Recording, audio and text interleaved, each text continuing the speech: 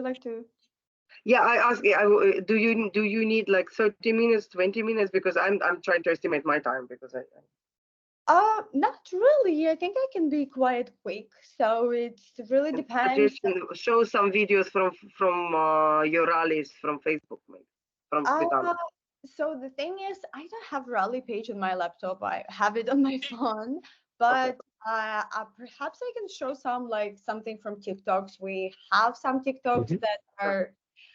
but in general, maybe yeah, I wasn't really preparing to share my screen, so maybe I can just talk it through. The name of the page is really simple, so it's Ukraine Rally.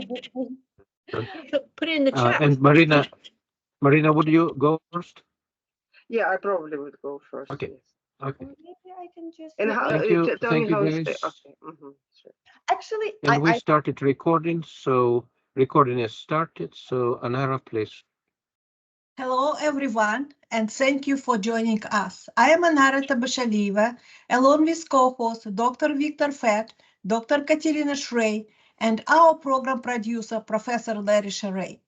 We host a weekly discussion panel on Russia's war on Ukraine with guests from Ukraine, military experts, medical personnel, academics, artists, literary figures, and relief workers. Our panel is recorded and circulated nationally and internationally. We appreciate your comments and feedback. Special thanks to Marshall University Libraries and MUIT for making this weekly event possible. If you are joining us live on Teams, please feel free to use the chat to post questions for our guests. A quick greetings to our viewers in Ukraine from Professor Katerina Shrey. Вітаємо наших слухачів в Україні з глибоким покліном. Ми далі свідки вашого страшного терпіння і також вашої великої сили. Дякую вам за вашу участь в нашій тижневій програмі. Thank you, Katerina. Today's guest will be introduced by Professor Victor Fett. Thank you, Anara. And welcome everyone for 116th week of Ukraine podcast from Marshall University, West Virginia. We are glad and honored to welcome today our friend Maryna Lyovska from Washington, D.C., a chemistry researcher originally from Kharkiv, Ukraine, and her friend Sonia Nali, also an activist in Ukrainian community in our nation's capital. And please talk about what is going on. And we know it's very important time in our country's politics, in support of Ukraine, in everything that is going on in your community and around it. Please, Maryna. Hi everyone, I'm Maryna. I would like to talk about activism that had started about 2 years ago in Washington, D.C. And there are a few different directions that activists work currently in Washington, D.C. And one of them is to support financial aid to Ukraine passing by United States government. And another direction is working towards the idea that culture is not above politics, that culture actually can be used as a soft power of country of the aggressor. So I would like to share a few slides that I prepared, and let me try to do it and help me if I will have technical difficulties. So I will start this. Select share.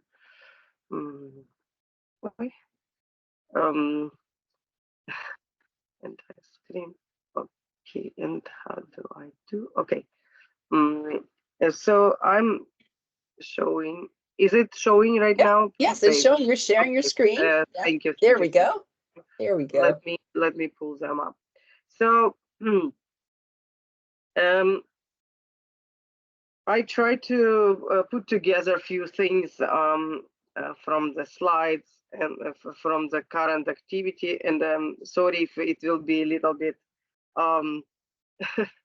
if I'll have stops in my discussion. So I called it Russian culture kills, and I would like to stop at different several points of this activism.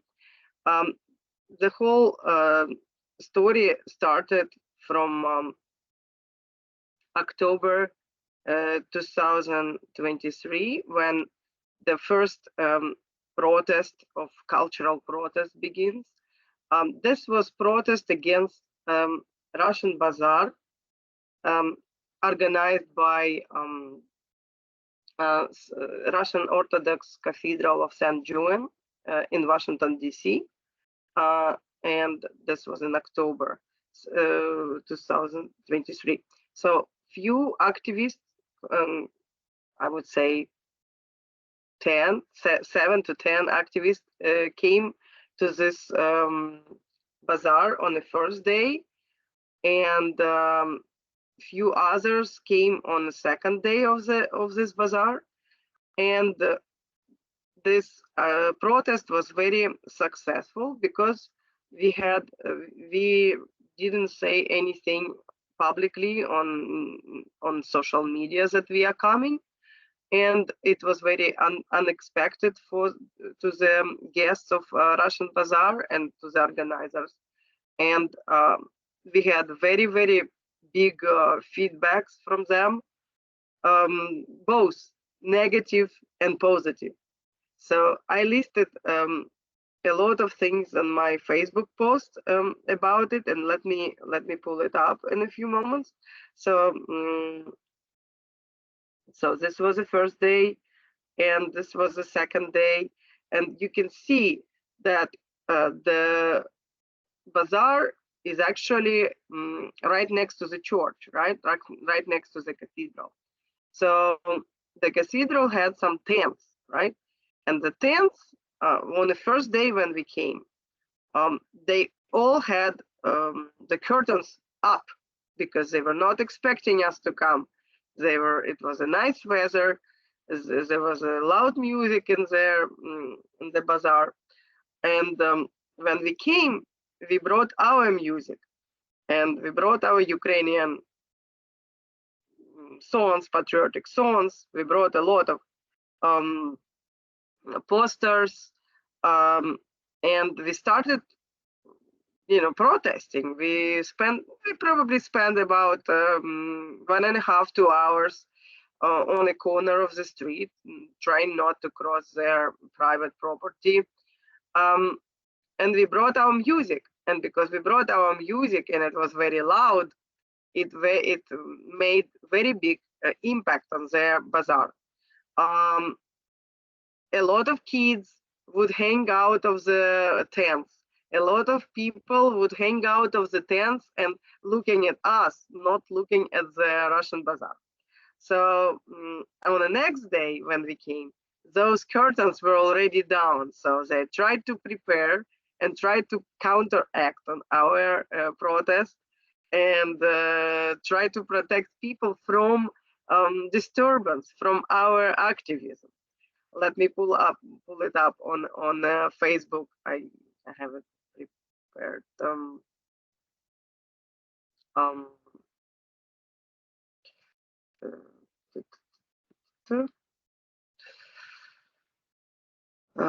Okay, give me a moment. Some technical difficulties will be. Cannot find it, unfortunately. Okay, so on the first day of this bazaar, the priest who was there came out, and he showed it like accident. He passed by us, and he actually tried to talk to us, and he tried to ask if we're gonna be posting anything on social media. We said yes, we will.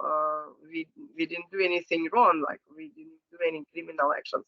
So he tried to talk to us. Actually, he attempted, But then on the next, after the bazaar was over, I'm trying to find this information from my Facebook page. I'm sorry. On when the protest was over, they posted video after the bazaar, and priest was actually mentioning about us. He said that the bazaar had a very, very big success, despite of the fact that our Ukrainian friends came and broadcast their music, but it didn't distract us. So we had a lot of fun. The mission was accomplished. We had a lot of guests and so on. However, we knew that our protest was visible. A lot of people give us feedback, as I said, positive and negative. And I apologize for not being able to show this on the screen immediately. I have a lot of information on my Facebook page. I'm trying to search through it, and I will find it. Give me just one moment. And Maryna, while you're looking for it, Yes. it is amazing what even a small showing can do. Even one person with a sign, it is amazing how much impact that can have. And I'm often reminded of the idea that just a little bit of light can make a dark room brighter, but a little bit of darkness can't do anything to a light room. And so I just like decide, like the fact that you have 7 to 10 people there, that's a big impact. And so I'm excited. So I take it you found your Facebook, right? Yes, I did. All right. And I will shush and continue to listen. Thank you so much. Thank you so much. Thanks. So this was just a few screenshots on my post. Those are the people, and you see how they are dressed. Some of the people are dressed in a traditional Russian wears with sarafans and kokoshniks and kasavarotkas and all this traditional wear, which is symbolizing to me and to other Ukrainian activists Russian Empire. Those are the artifacts of Russian Empire. These are the pictures of our activists. Igor actually is a Russian lawyer. He escaped from Russia about 8 years ago. He was against political regime, and he comes to the he is a very big activist. Come to those meetings to fight to protest against Putin and the regime, and now he joined a cultural front, and he protested against Russian culture spreading in Washington D.C. by with this events such as Russian Bazaar. So this is a picture of Igor.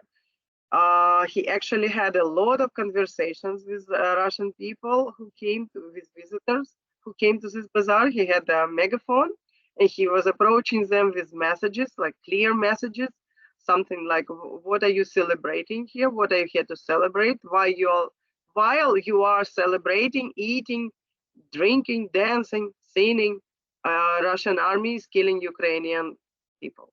So those clear messages he conveyed very well. He had a lot of people stopping by and talking to him.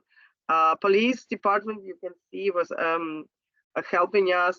They were protecting us, actually. There were no any physical fight, but there were a lot of arguments, and we were very glad that police protected us. So, if you, I'll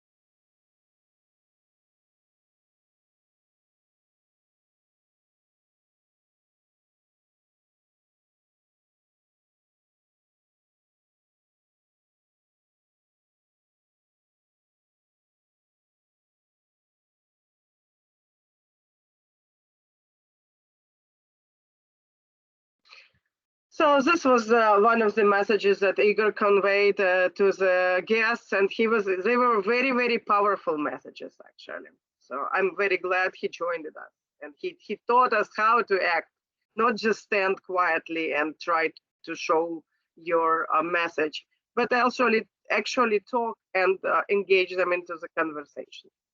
Maryna, we were not able to hear the audio. Can you briefly summarize what he was saying? I apologize. I'm very sorry. So he said exactly my words before I mentioned. So he said, you just came to eat and drink and dance and sing.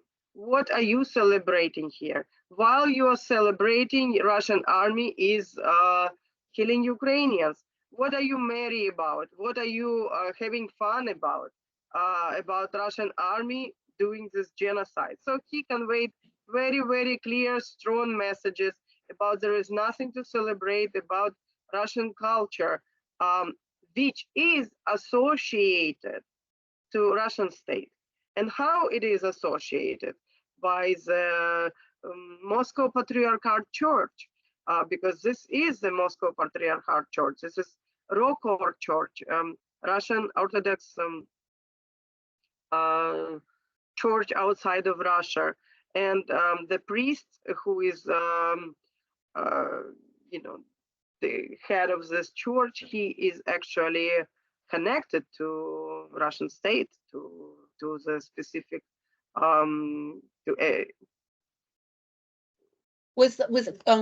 Igor was speaking, was he speaking in Russian or English? He did Russian. I didn't do any Russian over there. I spoke only English to them, but he did Russian because he felt responsibility for this war. And he felt that this would be the best language to convey the message to Russian-speaking people, because some of them do not speak English. Some of them live in their happy Russian bubble in Washington, D.C. Yeah. So he decided he will convey messages in Russian. Okay, great. And I mean, I imagine if this video is seen, and I apologize for interrupting you, but it's just so interesting. I imagine if this video is seen in Russia, that's also very powerful, because there you have that in language that the viewers can understand. So this is great. I doubt it would reach Russia, but of course, this post gathered a lot of attention.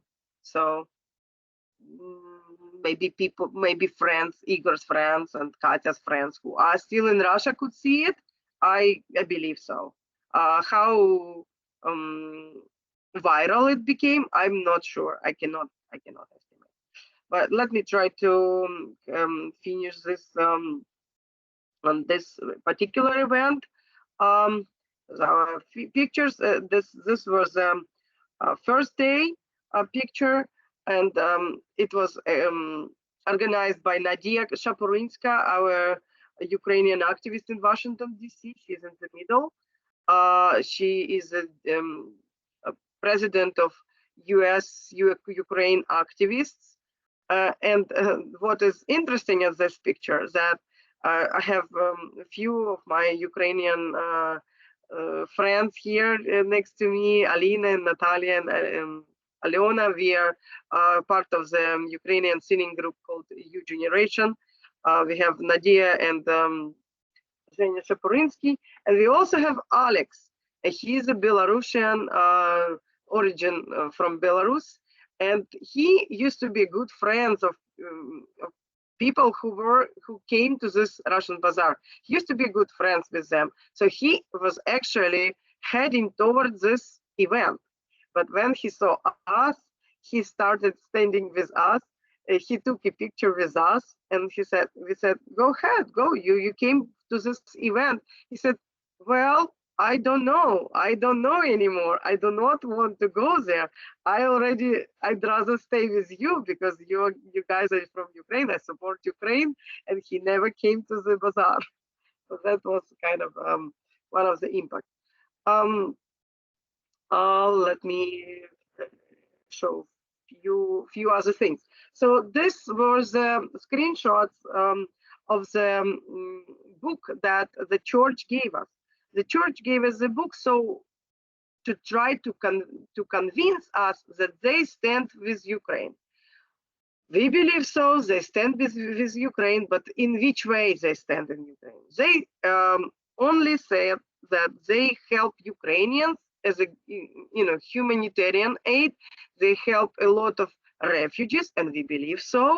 However, when they wrote a message in a book, the book never said who was the aggressor in this war, who actually invaded Ukraine, how this war has started. So the message was very, very vague, and it's like a gray zone. It never said what is white, what is black. It was in between of gray zone. Yes, we help Ukrainians, but they never said from whom. Okay, so this was our first event, and I'll pull it down and pull up my slides to continue talking about some other cultural events. So this was another event I would like to point out that was performed in Washington, D.C. area in Rockville, Maryland, actually. And it happened in Jewish Community Center. So this event called Constellation Festival, Festival Созвездия. So perfect event, lots of cultural, cultural exchange, lots of theaters, book reading, book fair, nothing wrong with this event.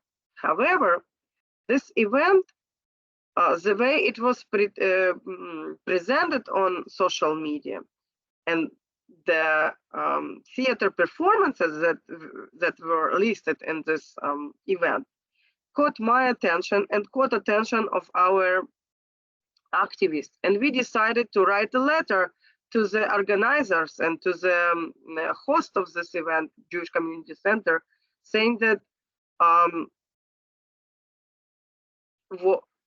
that's the great, the culture is a great thing. We were very happy you guys are able to celebrate it.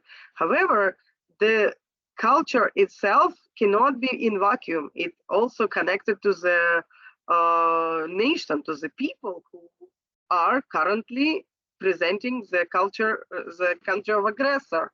And the way this was presented, they only expressed how great this meeting will be, how great emotions they will get, and they never mentioned any of war, any of Russian aggression in Ukraine, which we decided is the reason to come and to remind people that the war is actually going on.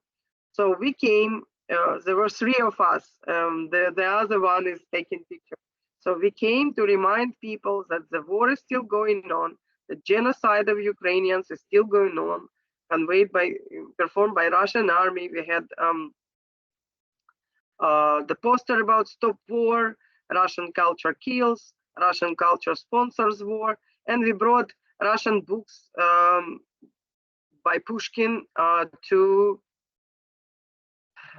as a present. If people will donate to Ukrainian army, we will present them Pushkin's fairy tales. So why Pushkin? Pushkin is a great author, no doubt. He is the founder of Russian literature language, and he has very big talent, and he is a basis of the Russian literature.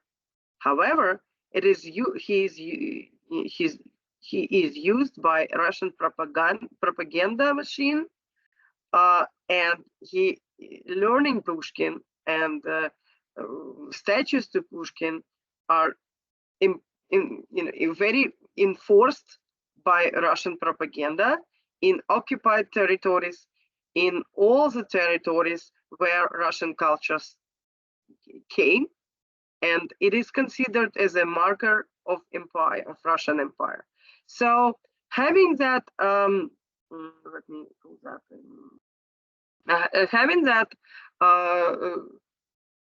performance of Evgeny Onegin by Pushkin during the festival Constellation was one of the reasons why we would like to come and to remind people about war. And later we made a post.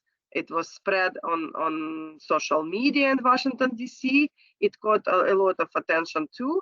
Maybe not as much as Russian Bazaar, but it started the conversation between people, and it shifted their understanding of how Russian propaganda works. So I would like to show a few reviews on this festival, right? And it's all positive words. How great was the festival, how people had a lot of fun, kids had a lot of positive emotions, and it never mentioned about war. But then I found one review of the festival where with one phrase, the person actually showed to me that there are some little reflexia started. So he said, щемящая, был смех и была щемящая соединенность с болью, было и единение человечески радушным. So I'll try to translate. So this person, his name is Vladimir Korolьков. He mentioned that during the festival, there was a lot of laughter and there was some pain, heart-hurting pain that was uniting people's souls. So he mentioned about pain. So I realized that there are people, not everybody, I'm not sure how many, but there are people who understand that the root cause of the current Russian aggression is laying in between of Russian cultural lines, in between of Russian literature. And there are a few people who started to speak out. And I actually met this person, Vladimir Korolькov. He is a recent immigrant from St. Petersburg. He is a filmmaker, and I got familiar with a lot of his works, and I keep in touch with him. I have a little hope that we can start conversation with other people by, with Vladimir together, because before I met him, I didn't see any rethinking of Russian culture in Washington, D.C. area. And I cannot say it started in a full scale, but it did start. So, and the third event I would like to show here, mentioned on my slides, and I'm sorry for not being, the slides not being perfect. The third event was performed by Olga Orlovskaya. She is a Russian singer. She is a singer with Russian origin, and she sings in different languages. And the event she named "Я помню чудное мгновение." This is a line from Alexander Pushkin, and the way she advertised it was very, very triggering for me, for other Ukrainians, for other Ukrainian activists, because she advertised it as, I'll read it in Russian and translate it into English. Приглашайте друзей, ведите детей, подростков на этот концерт. Нам есть чем гордиться, да не обеднеет русская земля талантами. She said, please invite friends, invite kids, invite adults. We have something to be proud of, and Russian soil, Russian land will never be poor with talent. So she is very, very fruitful with talent. So with this statement, she made me puzzled. She made a lot of people puzzled. Why is she claiming it as exactly the same way as Vladimir Putin claims it? And I will remind that Vladimir Putin claims that Russia ends where Russian language ends. So it means that wherever you find Russian people, it means it's a piece, part of Russia. It's a part of Russian world. It's a part of Russian culture. It's a part of Russian society. So we decided it's a good reason to come and remind people again about the current aggression in Ukraine. We came and we had a very, very impactful event. Once again, I'll try to pull my information from the Facebook. For some reason, it got closed right before I started this meeting, but I will be able to find, I'm sure. But while I'm finding, I'll try to talk about it a little bit. So we came an hour before the event. We parked next to the event and came inside. The lady, before the event, we actually sent a letter saying that promoting Russian culture right now is the same as supporting Russian aggression, especially Russian culture, which is used by propaganda. Not the event that talks about collective responsibility of Russian people, but just simply event without any mentioning of the war, without any fundraisers to the Ukraine, or to Ukrainian army, or to Ukrainian refugees. Just simple, nice event to promote Russian culture is probably not the best, not the best thing to do at the moment of the third year of aggression. So the letter was ignored. Nobody replied to us, and we came. So here it is. I'll show a few slides, and let me know if you will hear the our videos.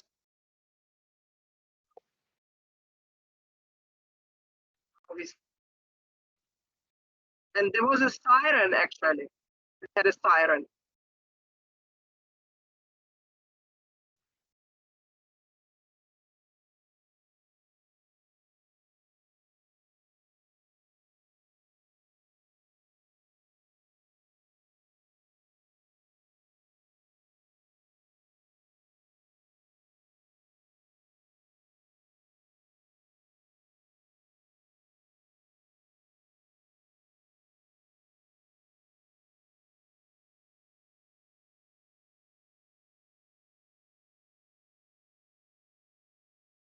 So let me know if you had any voice, if you hear any voice. We were not able to You hear were the not. video. Okay, I understood. So I'll just explain what was going on. We had a siren. We had a speaker which was displaying, broadcasting siren, the same sirens that Ukrainians are experiencing in Ukraine. And we were telling the lady our motto that Russian culture sponsors war, that Russia is a terrorist state, and that she is supporting Russian culture and promoting it. This was not the very successful event, meaning that not too many people came and not too many people saw us, but we actually impacted the lady very much. We conveyed the messages to her during maybe 10, 15 minutes, 20 minutes. We were right next to her, 6 of us, telling her loudly what we think, and it was right before her performance. So it was a big impact on her, and people saw it as well. Not too many, but people saw it. And then after that, we posted it on our social media, so other people can see what Ukrainian activists are what messages Ukrainian activists are trying to convey to the world. So I would like to stop at another stop of my conversation. I would like to point out that Russian culture is present in Washington D.C. area. I'm sorry, in the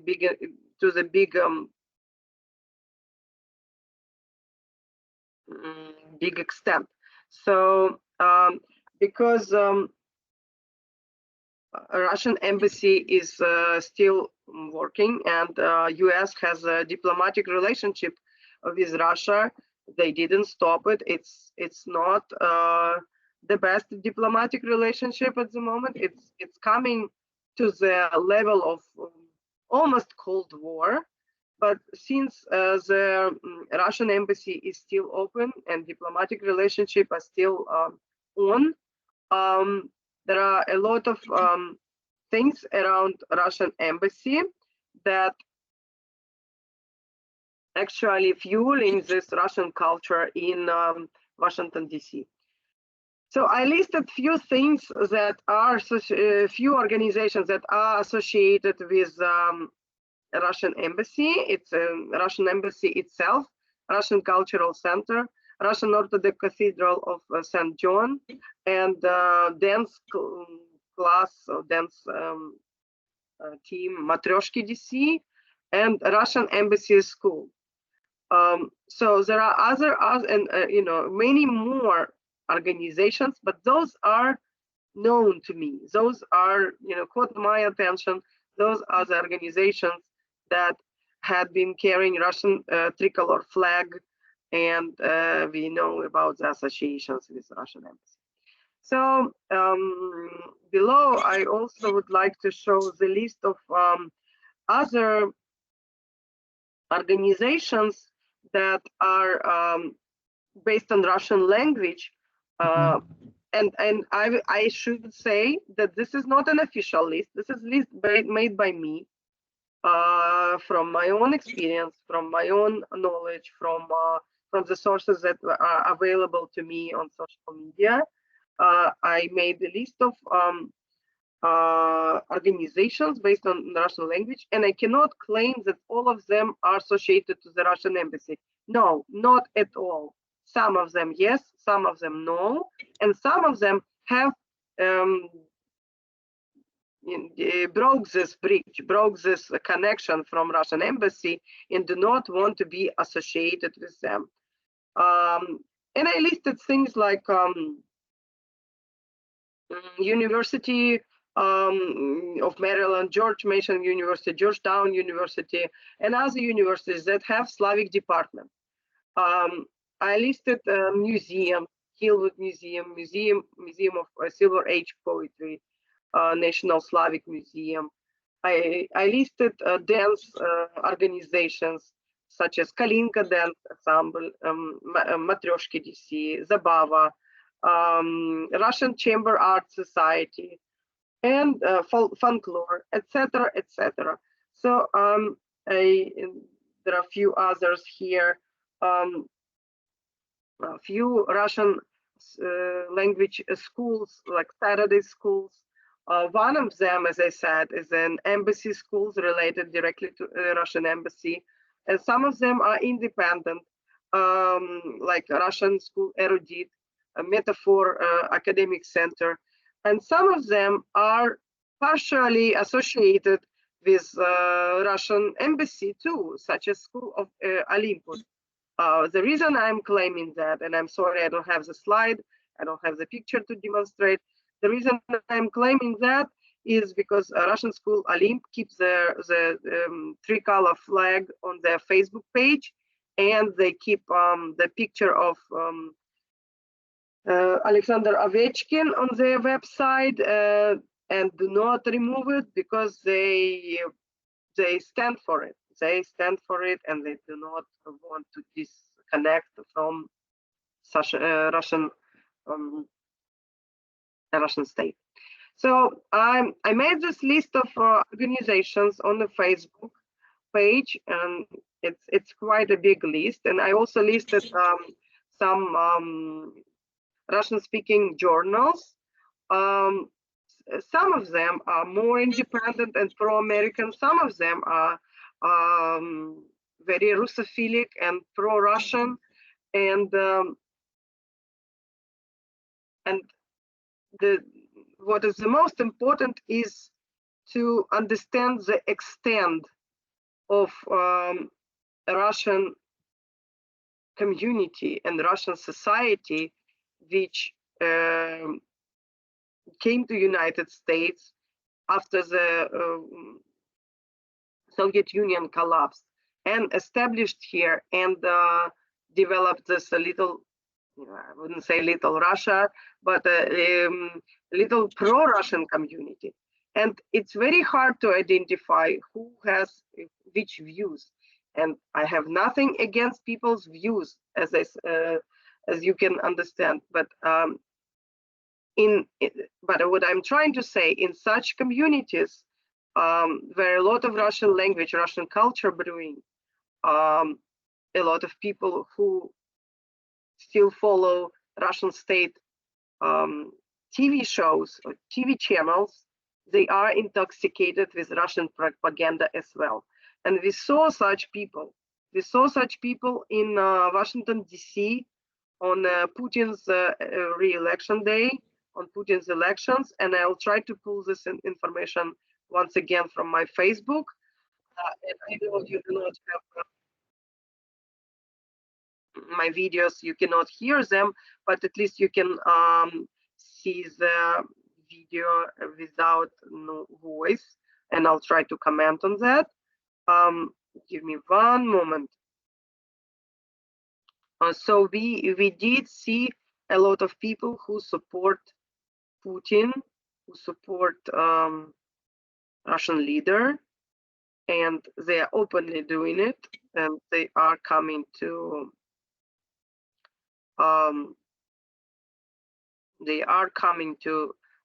Russian embassy and wearing their symbols of current Russia. Alina, if you would, Maryna, if you would like to try the volume, when you hit share, at the very top, there's a button that says include sound. And it's just at the very, very top next to share content. I don't know if you can see that, but we may be. Camera view. I'm not sure if I will be able to. Microsoft noise suppression, noise audio settings. It does look different. I apologize. There's a when I hit share at the very top on Teams for me, there's share. Yeah. Because okay. This is the website. This is not a Teams. Okay. Okay. My apologies. This is great. Yeah, no problem. No problem. So those are the few pictures. This is a picture of a lady who came to Russian embassy on the day of election. You can see she is wearing tricolor flag symbol on her outfit. She came with kids, and what was given to them as a present was the book by Alexander Pushkin, Стихи and Сказки. I apologize for technical difficulties. So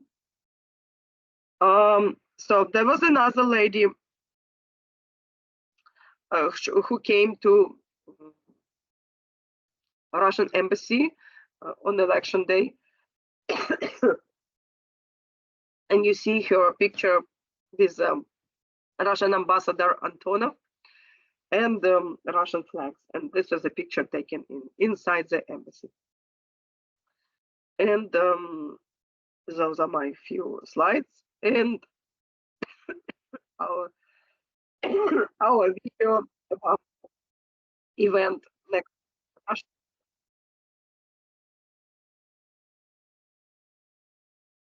So on this video, our activist Igor Slabych was trying to convey the message. I'm sorry. To the lady, to the Putin supporter, asking her why she loves Russia outside of Russia. And she kept saying the same message. Я люблю Россию. I love Russia. I love Russia. And she didn't want to talk to us. She only repeated on and on the same message. But at least we captured that on video. We captured that. We captured her names. We covered the kids' faces, and we estimated the extent on how many Putin supporters live in Washington, D.C. So I think this is it from me. Let me pull it out. Let me stop sharing.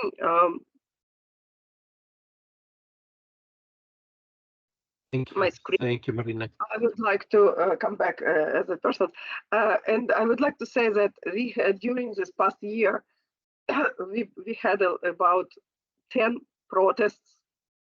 I didn't list all of them. I just showed 3, and because more and more people pay attention to them, more and more people would like to participate and show Ukrainian discourse, show Ukrainian views on Russian cultural events. Thank you very much. I apologize. Thank you, Maryna. Thank you. Before I see at least one question from Dr. Deutsch. Yes, please, before we move to the next speech. Okay, you demonstrated in front of Russian-speaking people. To what extent do you think fear was a factor in their failure to engage more supportively because of repercussions that family back in Russia might experience? This question should be divided a little bit. Do you mean Russian people who come to Russian embassy, Russian people who come to simply Russian events like cultural events? Yes. Both or both. I would say in this way. During these past 2 years, a lot of things have happened inside Russia as well, right? And there was a lot of red lines, of course. And there was one red line which happened, I cannot say right now on which date, few months ago, when the lady with Russian origin came to Russia for New Year's, and she was caught by Russian police because she donated to Ukraine at the beginning of the war. This this case was had a very big. It became viral, right? Very famous. This case became very famous, and because of that case, a lot of people with Russian origin in the United States finally realized that going back to Russia isn't safe, and it's a moral choice. You either supporting Ukraine, and because you're trying to become to feel yourself as a human being, right? You supporting Ukraine, but if you need to go to Russia, you either take in a different phone and you hide that you were supporting Ukraine, or do not go to Russia. So that moral choice for a lot of people right now becomes real, and so Russian society in the United States and Washington, D.C. is actually very diverse and very split into very different groups. Some of them are immigrants who escaped from Soviet Union, Russia, very long time ago and do not have much ties. Some of them came and were living in both countries, going back and forth, right? And some of them are recent immigrants. And based on their political views, they're either Putin supporters or anti-war Russians or pro-Ukrainian Russians. So there are big big differences in which part of society we talk about, and but my message was to try to connect the dots, try to connect the logic between Russian culture and the action of Russian army, and slowly but surely we are conveying this message to the Russian audience as well. Thank you. Thank you, Maryna. I have more probably questions, but we need to move to Sonia right now and keep questions to the end. Sonia, please. Sonia Nali, our friend from DC also. Please, Sonia, microphone is yours. Tell us about Hey, your activity. and can you hear me first of all? Well, quite Okay. well. Oh, that's great. Okay, so let me Okay. share my screen, but first, let me introduce myself. So my name is Sonia Nali, as it was said, and I'm one of a core team for the project Ukraine Rally DC. We actually have been conducting rallies since the day one. From the full-scale invasion, and we do rally every day. This is somewhat challenging because we do have big pool of people, but every day is our biggest stretch goal. So we usually have a few people on the rally, and we also have received a huge feedback from the public recently. Let me perhaps share some material. So not from the first day, obviously, we have started our social media, and we only started it this fall when we kind of gathered some people who have been in the team for more than a year and who have been there from the very start. And decided that we need to promote it a bit because obviously, some people had to move on with their work. And for many of Ukrainians here in Washington, D.C. and the areas, when the full-scale war started, we took vacations, we took some unpaid leave to just be there, to stand next to the White House, to show our support. I do have some friends who have volunteered in Ukraine armed forces. I do have some who went to Poland for a few months to just do volunteering. It was for sure an incredible change in everyone's life. So we had to adjust. But at this point, it's been more than 2 years. So we are trying our best to keep being there, to show support as much as we can. But obviously, some people had to go back to work, had to go back to responsibilities.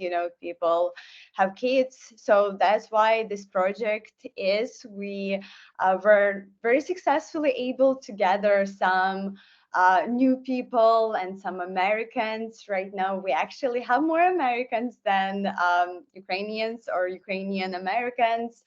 And that's, I say, a huge achievement to be able to get new people there, to get Americans be more interested in the activism and in Ukraine culture, as Maryna said. So are you able to see my screen? Yes, quite well. Okay, so let me actually show the Twitter page, or the new name is X. So this is our Twitter page, and the main purpose here is to share the pictures of the daily rally. And that's the picture that was taken yesterday. We had a few people. We also had our beautiful and NAFA Ashley. If you're not familiar with the NAFA movement, I can separately tell you about this beautiful fella Ashley making this really nice missile to again show to Americans how much Ukraine right now needs armed support and missiles to be able to protect ourselves. As you know, the air defense are just critical when you are trying to defend your territory and trying to protect your troops on the ground.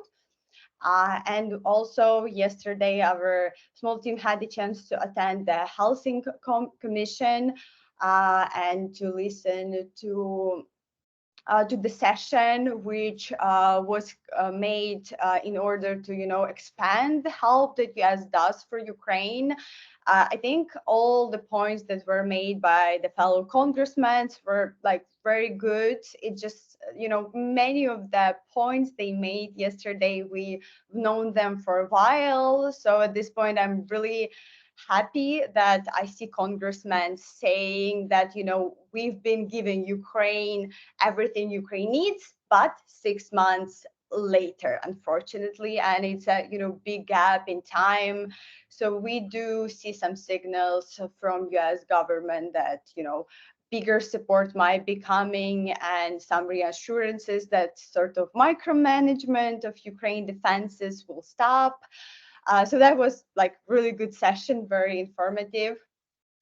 We had a few senators attending. Let me actually perhaps show you the senators itself. And the session was recorded. So if you're interested, you can just go to Helsinki Commission website and watch the full session and watch the senators in their speeches. It was very, very well planned session. But yeah, going back to the activism and to the rally page and to the rally project. So yeah, we have very amazing team who honestly works on many points. We had a huge campaign planned for the call for Ukraine.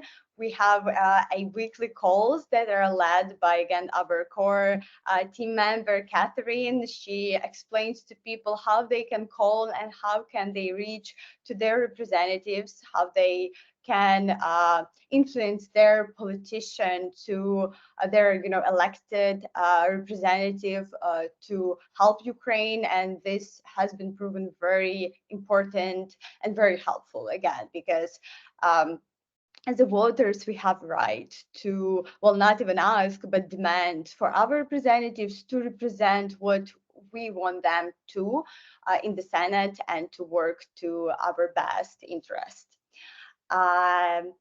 So yeah, just a few more videos. As I said, we also do variety of different rallies and meetings, and we do collaborate with many other organizations like Svitanok, United Help Ukraine, Ukraine Coalition, Ukraine Community, and this picture is from our joint rally next to the Georgian embassy. So probably many of you are aware of the so-called Russian law being implemented in Georgia, and Georgian community has organized a few rallies next to the embassy.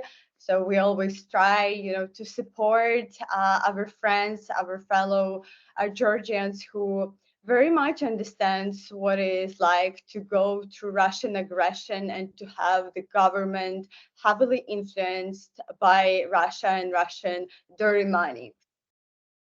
Another meeting we are doing this Saturday, which mostly organized by Svitanok, but the Rally DC team, of course, supports it, is to remind everyone and remind US about the captured defenders from the Azov Stil.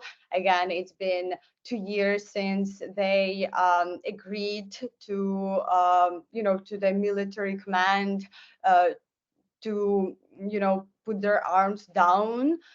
And unfortunately, many of them are still in captivity. And it's a matter of fact that Russia tortures prisoners of war, and the inhumane condition that Russia puts them through are just incredible.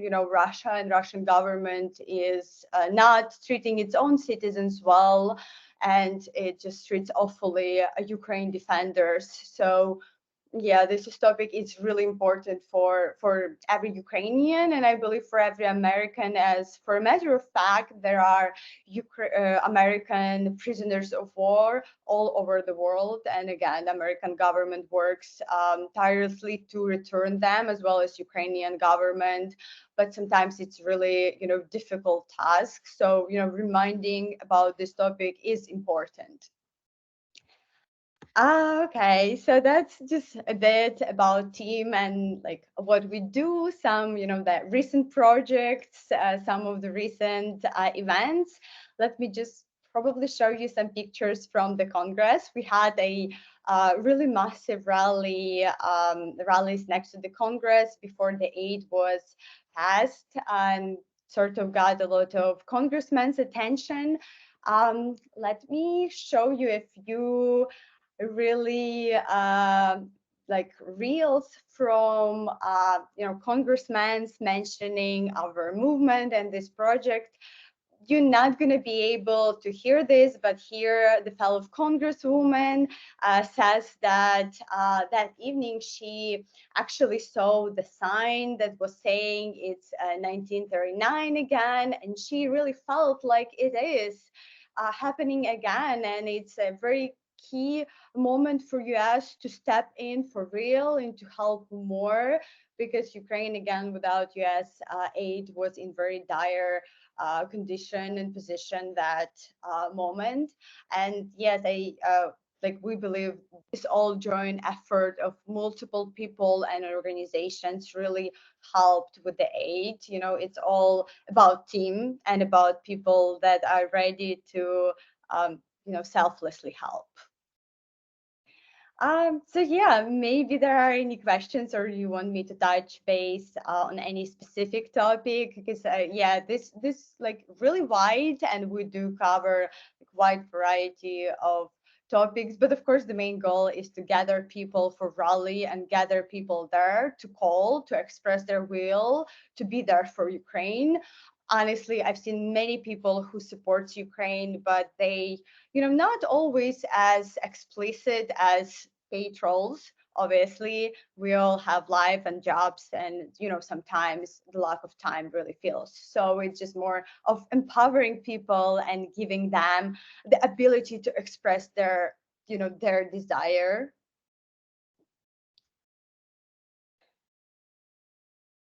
Thank you.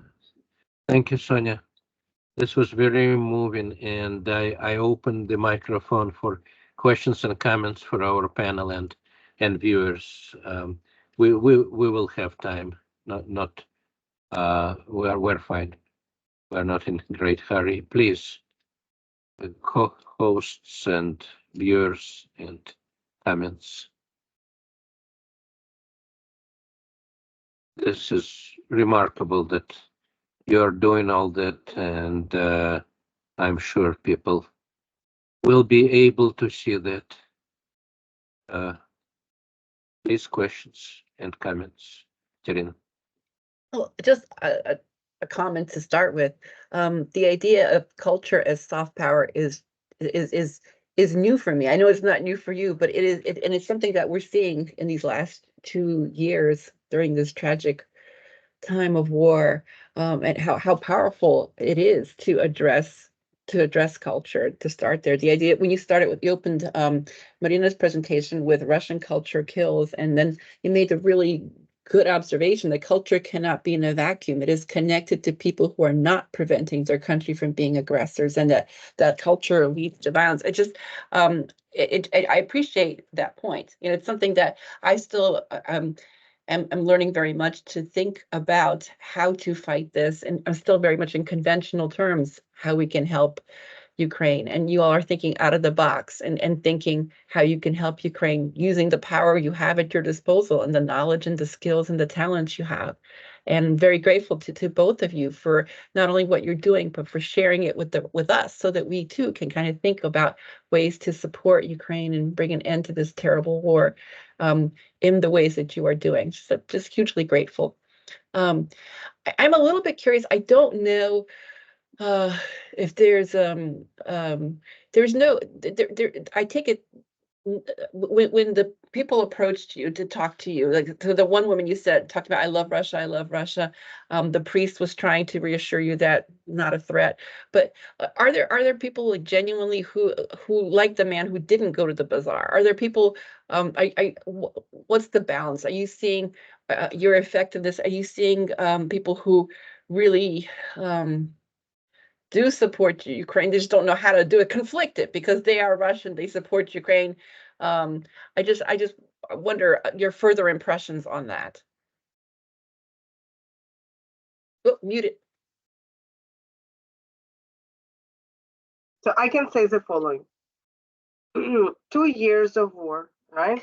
Like 2 whole loops of the cultural celebrations or events, or like Easter or New Year's or Russian, the Day of Russia or the Day of Russian language, and so after 2 years, more and more people, Russian people, who stopped watching Russian channel, who stopped watching Russian state TV, right?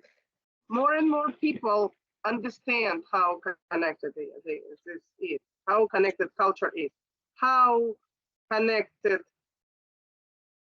the Russian cultural events to propaganda. Mhm. Because even during Easter, this last month, right? I demonstrated, and I try to do it regularly. I posted some propaganda-like pictures into Russian groups, so they see how Russian state is using every event for its propaganda. Even Easter bread has propaganda messages. Oh, wow. Even Victory Day had propaganda messages. Even New Year has propaganda messages, New Year celebration, and so on and so forth. So after 2 years, more and more Russian-speaking people who do not watch state TV understand that it is all connected. And I hear a lot of people on social media. I do not want to have anything in common with Russia or with Russian culture. They poisoned everything. They made everything toxic, which is true. The big problem of Russian culture is that it never had self-reflexia. It never had self-rethinking and re-evaluation. And it's time for it, because it's a culture of country aggressors that did aggressions and colonization of so many neighboring countries for centuries, and it never self-reflected on that. Now it's a big movement of decolonization started in Europe. I've heard about some seminars on this topic, and I apologize, I have not, on this topic, and it's time to rethink about Russian culture in Slavic department and Russian department in universities, in schools, how we present Russian history. It's time to rethink all of that. That's an excellent answer. That's an excellent answer. In some of the images that you're showing, I've seen in more than one of the events, there is a woman dressed in white. It appears she has red on her face, perhaps. She's got a white shirt and a blue skirt. It looks very symbolic and very powerful. Can you unpack that image for us a little bit, even though it might be obvious to you? I believe Sonia can talk about it a little more. She knows that lady personally. Yes. Sonia, thank you. So let me actually show you the reel with her. So this is Russia, or how we see Russia, and this is organized by our fellow friends from Svitanok, and specifically from Svitanok NYC. They did use this character, which is, again, how we see Russia, and it's Russia towards Ukraine, because our history shows that Unfortunately, the slaughter of Ukrainians have been going on for longer than the full-scale war. We have a huge history of slavery, of like being enslaved by Russians, a huge history of genocides like Holodomor. So it's Russia towards us. There is nothing beautiful. There is no ballet or no beautiful culture when you're being killed and when your ancestors have been starved to death by this country. I honestly, for many of us, this war reminded us about what our ancestors been through and about horrors of what they had to go through, and this really empowers us because there is a saying that many Ukrainians say that if our ancestors managed to survive in the complete isolation in New York Times saying that there is nothing happening in USSR while people were starved to death, where like all food was taken away, then we for sure can win. And we now with like press, with ability to, you know, post pictures, we can win. But yeah, I'm sorry, I like stepped a bit to a different topic. So no, this is great. This is a very good conversation. Please keep going. Okay, so yeah, so it's our fellow friend Hanka from Svitanok, and she plays this character on many cultural events. She actually decided to visit Washington, D.C., and I think the New York public usually reacts very well to the characters like this. Let me actually go to Svitanok. I just need Svitanok NYC. She uses this character, or they, which is Svitanok, use this character to demonstrate and have rallies, especially on the cultural events. So they had recently a Russian ballet being organized with one of pro-Putin's ballerines dancing in New York City itself, absolutely shamelessly. Pro-Putin ballerine decided to come to USA to demonstrate greatness of Russia, of Putin's Russia, and of Russia that this empire of evil has been throughout the years. And they had ballerines with the blood as well as this mother Russia, so to say. And I would really like to share the video with Svitanok and demonstrate her image a bit more. Oh, yes. So that's another event that was organized in New York. It's just music. There is no phrases. But so Russians decided to, again, demonstrate their great culture in Times Square.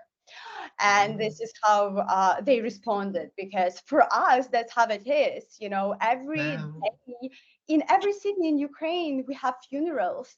We have funerals of young men, of young heroes who decided to protect our land. We have, and they all, everyone who keeps quiet, who still supports Russia, who, you know, supports Putin, who comes to US to promote Russian culture, they do have blood on their hands.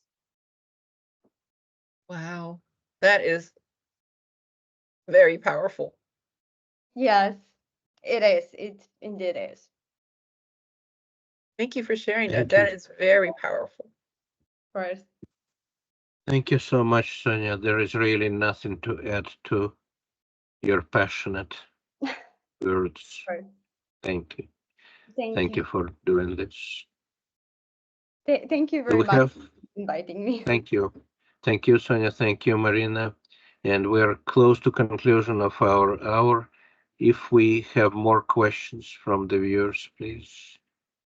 I think we covered quite a lot of information today.